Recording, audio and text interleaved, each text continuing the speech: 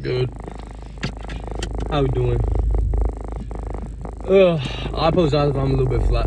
I'm just tired of shit. Sleeping, doing shit, etc. We had a very interesting topic today. A topic that really resonated with me when I learned about it. I learned about it today, so fucking... Anyway, I was listening to a podcast. It was a Mel Robbins podcast, and she interviewed a man named Dr. something? No, fucking it starts with a D. I'll remember it at some point. But he was a neurosurgeon, and he studied at Stanford. I think he was a lecturer at Stanford as well. He was very prestigious in his field, but he came to the thing that he was teaching at Stanford was compassion, which I was just like blown away by. Like, you can teach someone, like, and you can be like, you can get a degree in compassion, like being nice in fucking things. So I heard this and I was like, okay, let me tap into this shit, because I like being like nice and shit. I think it's a very important thing. But he also touched on manifestation, which I'm very hesitant about, because manifestation nowadays is very much like, I don't know, if you put good energy into the universe, good energy is going to come back to you. It's just not the fucking case. It's just some whiny bullshit that people try and sell to you on an audio. And then if it doesn't work and you speak to them, they're just like, oh, you didn't do it right, or buy this book and then it'll work, or some bullshit like that. So I'm very hesitant when anybody starts talking about manifestation. But being a neurosurgeon, he also touched on this, how the manifestation is bullshit nowadays, or how it's taught. But manifestation, he spoke about how manifestation is actually like impacts your brain and the neuroscience behind it. And he spoke about basically reorienting not your goals, but the why behind your goals. And he spoke about there's two different modes that your brain operates in. I guess the scientific term is the sympathetic nervous system and the parasympathetic system. But in simpler terms, like your sympathetic nervous system, is that what I said? Doesn't matter. Your sympathetic system is like your fight or flight. You know, that's your fear. He called it the fear mode. And your parasympathetic nervous system, he called your heart mode, your love mode, which I thought was really cute. But the way he described it is like, when you orient your goals on the basis of like, I want, that's your sympathetic nervous system. That comes from a place of fear. That comes from trauma that you had growing up as a kid, and certain things and certain ways of thinking that you were taught to think based on like how you grew up around your parents. Like, for example, if you have, he describes it in a way, there's two types of people that have been through trauma as children, and it's like you become an addict to drugs, alcohol, all that, or you become an overachiever. And there's two types of overachievers. There's the people that, you know, are arrogant and the fucking, I did this by myself, no one helped me, I did it all alone, blah blah blah. And then there's the people that, I achieved so much because I understand how painful this world can be, and I don't want anybody else to go that, and I want to help other people not have to go through that. But he described the difference between the two, and the difference between the path of achieving both of these modes. And, you know, he's a neurosurgeon. He made fucking bank. He drove a Porsche, had a multi-million-dollar house, had a trust fund of 30 mil, and he got into some trouble or some shit, I don't know. Not like massive, like fucking awful trouble, but just like he lost money.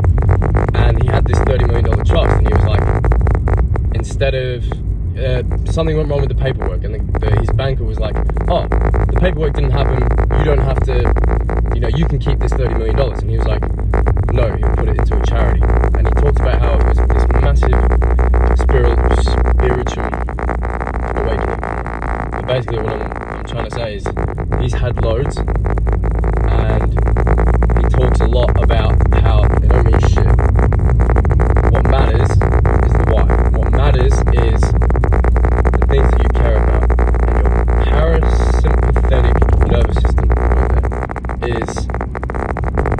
basically, the way it works is the chemicals that are released in your brain when you care for someone, like actually like connection. Like we are hardwired to be connected with other people, which I thought was really nice.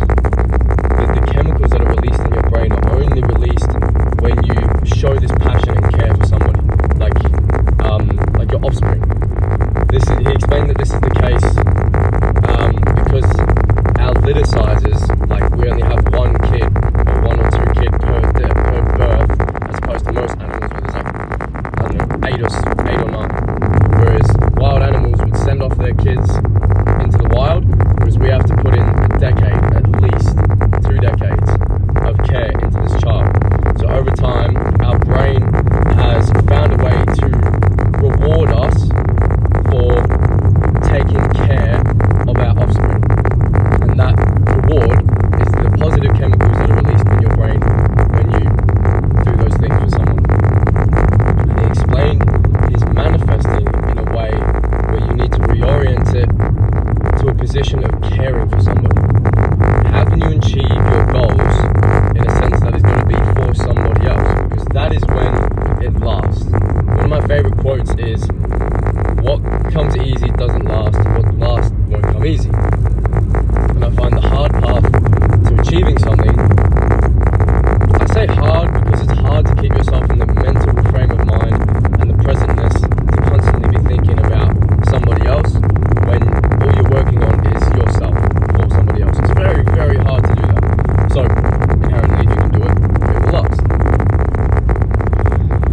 But the way that I interpreted it, the way that I sort of applied it to myself was, in the last video that I posted, I spoke about how important it is to take care of your vanity, take care of your aesthetic, because it shows how much, it's important for your self-love and your self-care. I hear this video and I'm like, well, your aesthetics are for yourself. Not necessarily, but making money is for yourself. But it's not necessarily the money that is for yourself, it's what you can buy with that money that is for yourself, or some things that you can buy. Nice car, nice clothes, jewelry, all that shit. That is for yourself. When your goal is based on materialistic things, when your goal is, I want this car, I want diamond earrings worth $10,000, $100,000, making new numbers now. I want this fucking Versace wallet, this Gucci purse, or whatever. When that is where your goals are oriented, when that's your why, you might get there.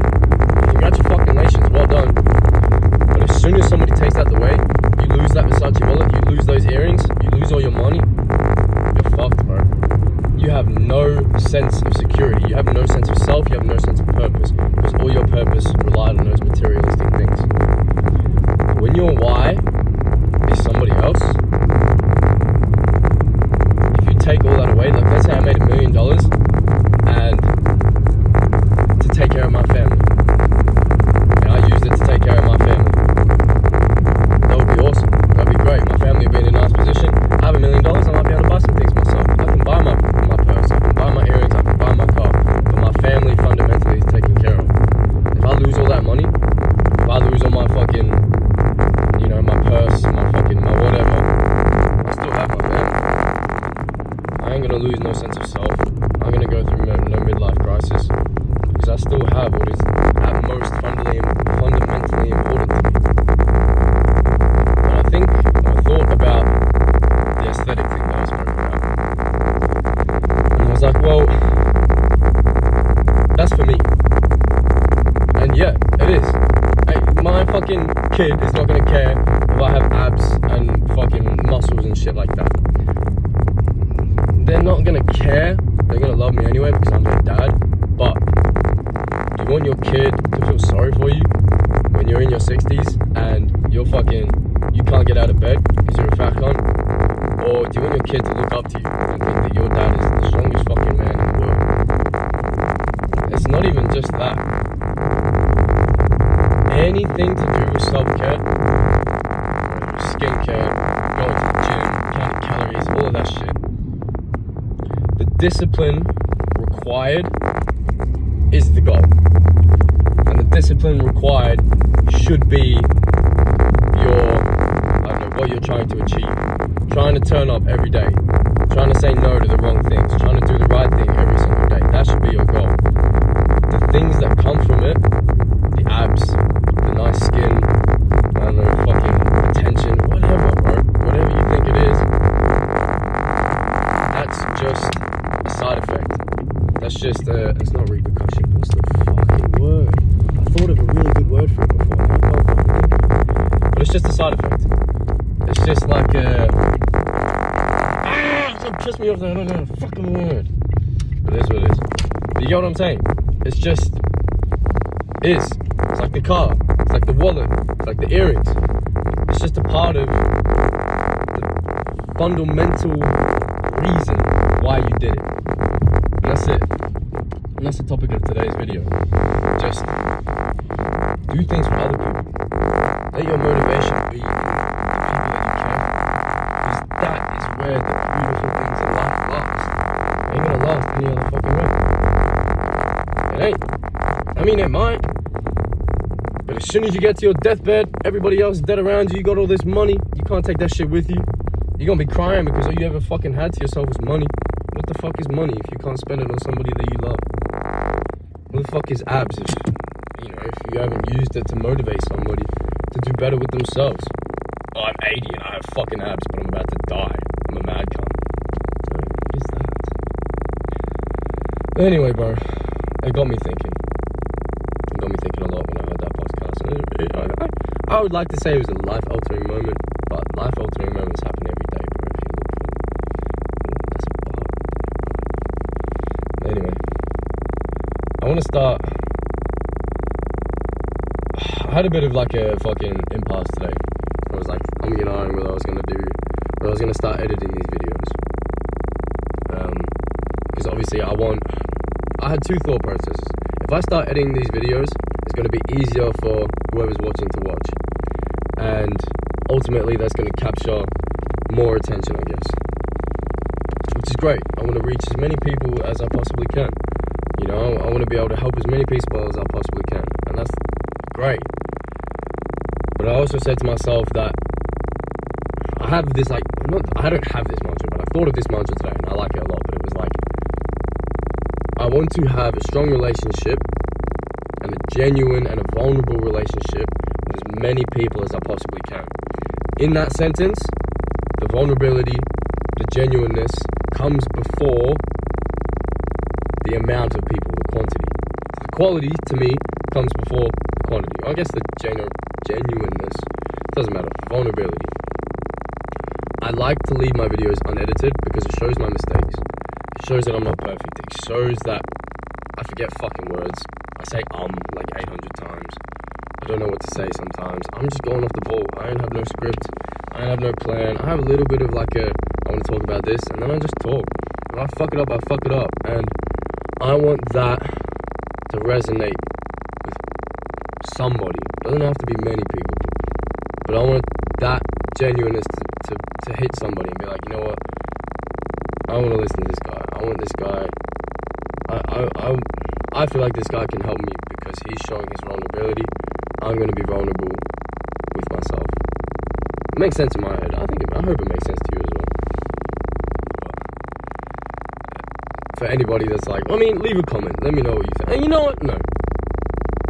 That's what I'm going to do. I'm not going to edit my videos. I'm making this promise now. From now until wherever these videos take me, I ain't going to edit them. I want everybody to see me for who I am. You like it, you like it. You don't. I hope you do. I hope you learn something. If you don't, hopefully one day you'll get a brain. No, I'm kidding. That was me. I didn't mean it like that. You know, hopefully I'll just get better at speaking. I don't have to fucking edit it because I'm just so good at speaking. But anyway, it's nice to chat to you. Hopefully this resonated as much as it did with me, as it does with. Hopefully this resonates with you as much as it did with me. There we go. Anyway, it's nice to chat to you. I love you. Enjoy the rest of whatever you're doing. Oh, I don't know. Have a good sleep. Have a good rest of your day. Bye.